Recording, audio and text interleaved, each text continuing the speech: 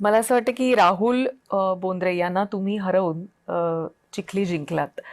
जवळपास 15 वर्ष त्या मतदारसंघामध्ये कमळ फुललेलं नव्हतं. त्यामुळे एक प्रकारचा भाजपचा राजकीय वनवास देखील अ, या उमेदवारीच्या निमित्तानं संपुष्टात आला असं म्हटलं तर वावगं ठरणार नाही. किती चॅलेंजिंग होतं जिंकून येणं पहिल्या वेळेला देखील, नाही हो, खरं आहे आणि मुळात तुमचं. तिकीट मिळणं. भारतीय जनता पार्टी एक 10-15 वर्ष ही सत्तेच्या बाहेर तिथे राहिलेली. परंतु चिखलीमध्ये अतिशय चांगलं काम भारतीय जनता पार्टीचं त्या ठिकाणी संघटनेचं आहे. राष्ट्रीय स्वयंसेवक संघाचं गड चिखलीला मानलं जातं. नागपूरनंतर अतिशय चांगलं कार्य हे संघाचं आहे आणि संघाच्या माध्यमातून मग विश्व हिंदू परिषद असेल, बजरंग दल असेल, आपलं धर्मजागरण असणार, ABVP असणार, या सगळ्या ज्या काही वाहिन्या आहेत संघाच्या, त्यांचं अतिशय उत्तम संघटन चिखलीमध्ये होतं. त्याच्यामुळे या म्हणजे भारतीय जनता पार्टीच्या किंवा संघ कार्याच्या विचाराचे जे आहेत त्या सर्वांना कुठेतरी असं वाटायचं की बाबा नागपूरसारखं चिखली सुद्धा झालं पाहिजे. नागपूरला ज्या पद्धतीने संघाचं मुख्यालय आहे आणि नागपूरमध्ये आपण बघतोय की भारतीय जनता पार्टीचेच लोकप्रतिनिधी हे जास्त असतात, तर चिखलीमध्ये सुद्धा ते झालं पाहिजेत. परंतु दुर्दैवाने 15 वर्ष संघर्ष करावा लागला, यश आलं नाही.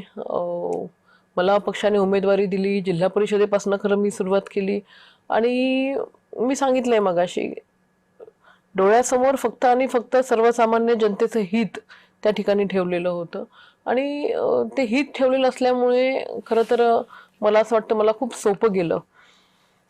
राजकीय वारसा ज्यांना असतो त्यांचं जनरली साखर कारखाना आहे किंवा मग कॉलेजेस आहेत, संस्था आहेत, मग लोकांना असं वाटतं की बाबा यांना हे जिवंत ठेवण्यासाठी हे राजकारणात आलेले आहेत.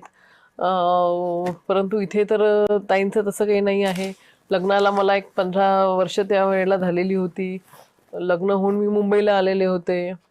मुंबईमध्ये सुद्धा म्हणजे मलबार हिल सारख्या ठिकाणी त्या ठिकाणी राहत होते. एका क्लास 1 अधिकाऱ्याची पत्नी म्हणून त्या ठिकाणी राहत होते.